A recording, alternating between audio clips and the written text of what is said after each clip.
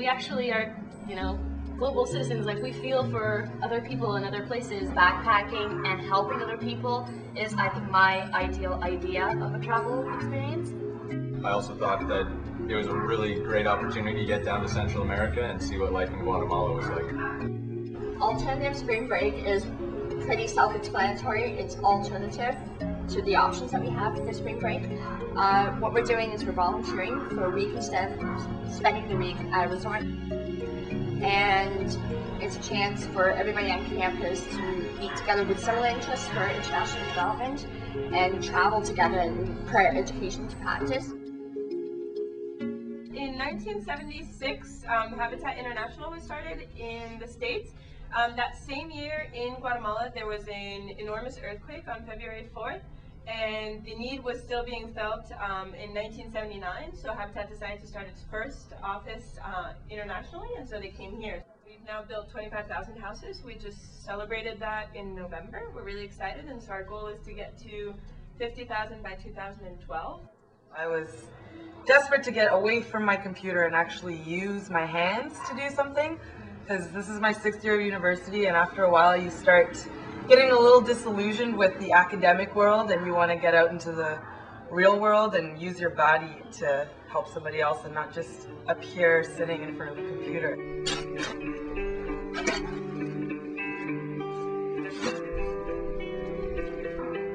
I think for me it was a great opportunity for me to apply what I've learned at school, and as well just to get down, get my hands dirty and help out down here.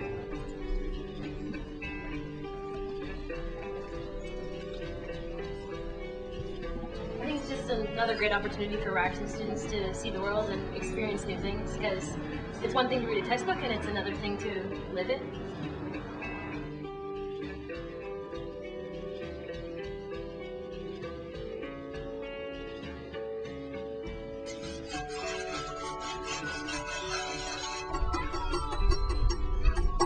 It really makes you think about the houses we live in, like what goes into constructing those. And they got machinery to actually do that stuff where, here they've got to do it all by hand. Completely different story. No cell phones, no laptops, even the fact that we're building a house, there is no technology involved whatsoever. And when I'm in Toronto, sometimes I feel, oh my god, I'd be so lost without my cell phone, or if I didn't have internet today, I won't get past through it. And I really hope that I don't forget this experience in terms of how much I alone as a person can do with my hands or with my mind. So they've formed in a form of straight line and You're making a square. you're making a square basically. So just keep turning the wires 90 degrees. Tell you it's hot, but it should be snow.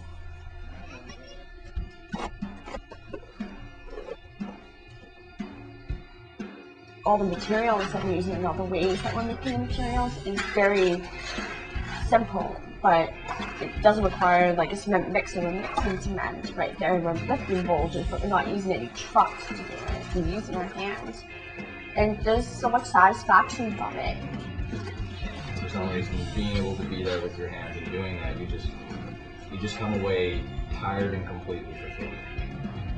And by the end of the day, even though you might be tired because you've been busting yourself all day, you come away feeling like, you did something today.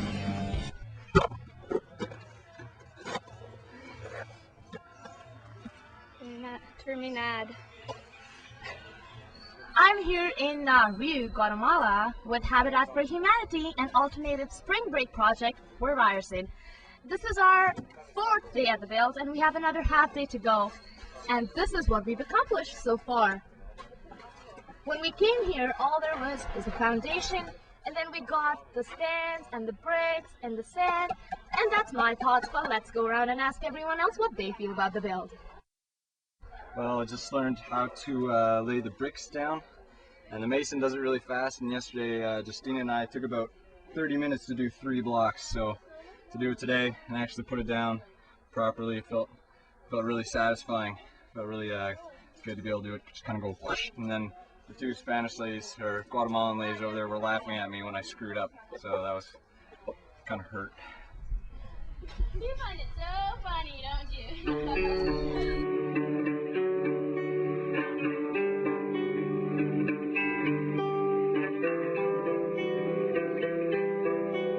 feels good to get dirty. I have no qualms about getting mud all over myself. It's a good feeling.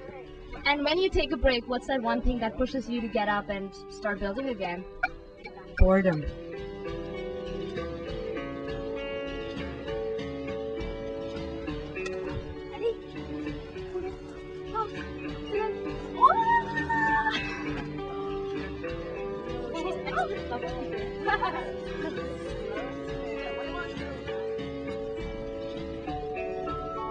Just a bit more Spanish would have helped out and just gone so far.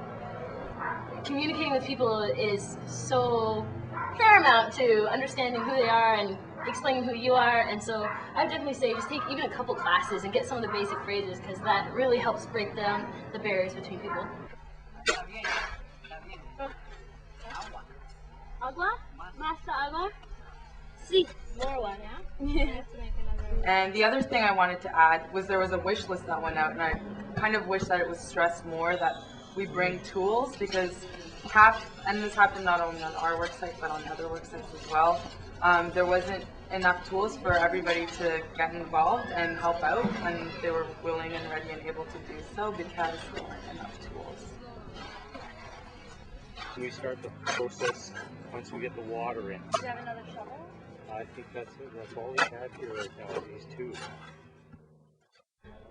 During our orientation, I remember the affiliate was talking, and one of the things that really touched me, he said, was, you're going to build a house and maybe later you're going to come back, touch the walls and say, I helped build this.